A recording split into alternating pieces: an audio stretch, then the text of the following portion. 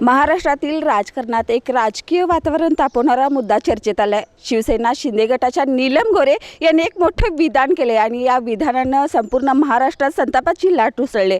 आज आपल्याकडे काही शिवसेना ठाकरे गटाच्या महिला उपस्थित आहेत.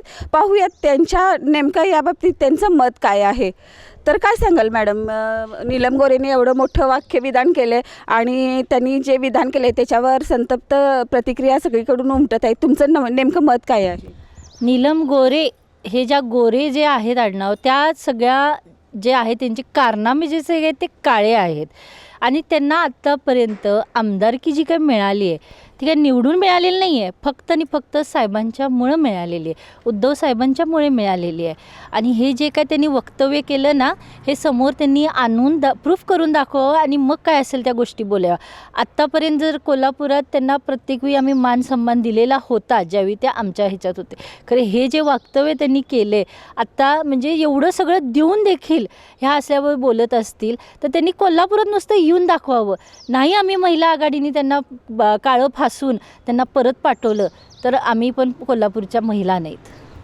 तुम्ही काय सांगाल? नीलम गोरे या म्हणतात ना, उद्धव साहेबांनी मर्सडी देऊन त्यांना पदं दिली, मग इतके वर्ष ते गप का होते?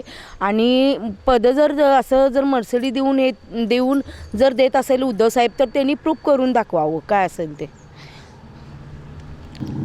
प्रत्येकानं लाच दिल्यासारखं त्यांनी म्हणते त्यांना लाच देऊन पदं मिळते ती सगळ्यासनी, मग त्यांनी ती प्रूफ करून दाखवावा की लाच देऊन पद देते ती सगळ्यासनी. आणि जे काही बोललेलं आहे म्हणजे ठाकरे साहेबांच्या विरुद्ध जे काही बोललेलं आहे त्यांचा खरोखर असा म्हणजे माझ्यातर्फे तरी धिक्कार आणि निषेध मी जाहीर करते त्यांना.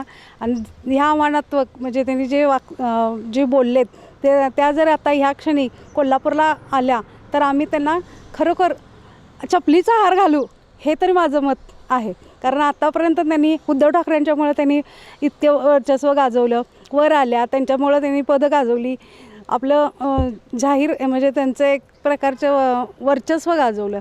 पण आत्ताच त्यांना बदनाम करायला लागल्यात म्हटल्यावर हे मला मान्य नाही आहे.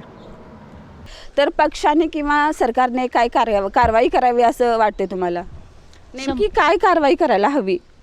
100% आधी त्यांचं जे काय आहे त्यांना आधी राजीनामा देऊन त्यांची जी पदं जी आत्तापर्यंत त्या भोगत होत्या त्याच्यावरनं त्यांनी काढावं, एक स्वतःचा राजीनामा द्यावा. जर त्यांना खरोखर काय वाटत असेल, जाणीव असेल, उद्धव साहेबांची केलेली परतफेड त्यांनी जर करायची असेल तर राजीनामा द्यावा.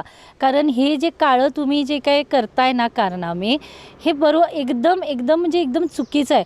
आणि महिलेला आपल्या वाटत असतं की आपण प्रत्येक महिला ही ऋणी असती.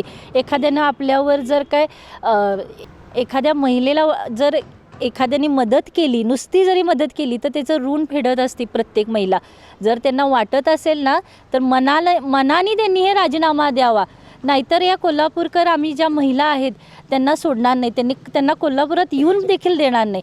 पायतानाचा हार घालून त्यांचं नक्कीच आम्ही स्वागत करीन.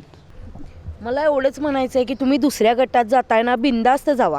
पण ज्या गटात तुम्ही इतके वर्ष सुख भोगलासा किंवा पदं भोगलासा, सगळं ऐशाराम तुम्ही हे केला आणि आता दुसऱ्या गटात जाताना एखाद्याची बदनामी का करताय, ही खरोखर अतिशय निंदनीय गोष्ट आहे आणि हे चुकीचंच आहे. असं तुम्ही करू नका. तुम्हाला कुठं जायचं तिथं जावा, पण उद्धव साहेबांची बदनामी तुम्ही अजिबात करू नका. तर एकंदरीतच नीलम गोरे यांच्या वक्तव्यावर अगदी सर्वांनी निषेध केला आहे आणि कोल्हापूरमध्येही त्यांना पाय ठेवून देणार नाही असं शिवसेना ठाकरे गटाच्या महिलांनी निर्धार केला आहे. तर आता त्यांच्या या वक्तव्यावर सर्वांनी प्रतिक्रिया दिली, पण त्यांचा नेमका निर्णय काय असणार आहे किंवा त्यांनी मागणी मागणार आहेत का हे पाहणं आता महत्त्वाचं ठरणार आहे. कॅमेरामॅन केतनसह मी सुरेखा, तारा न्यूज, कोल्हापूर.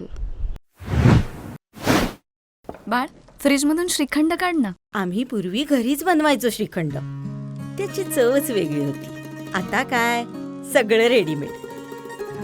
आजी, हे श्रीखंड खाऊन बघ. आज तुझ्या आईनं घरीच बनवलं की काय?